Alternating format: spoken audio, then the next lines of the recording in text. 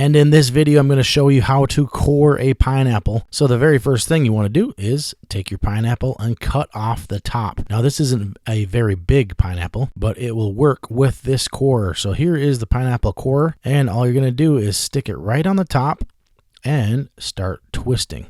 So as you twist, you're going to make sure that you stay inside and you're going straight down. You don't want to go into the rind at all, but go straight down, and it'll take a few twists to get to the bottom. But once you get to the bottom, you don't want to go too far because you don't want to dig out the bottom.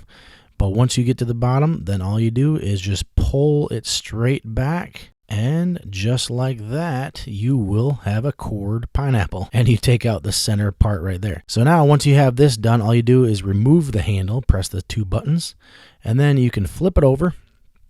And just like that, you will have a pineapple slinky. So a cool spring slinky right here of pineapple. But if you want pineapple rings, just take your knife and make a slice right down one side, and then you'll have beautiful pineapple rings.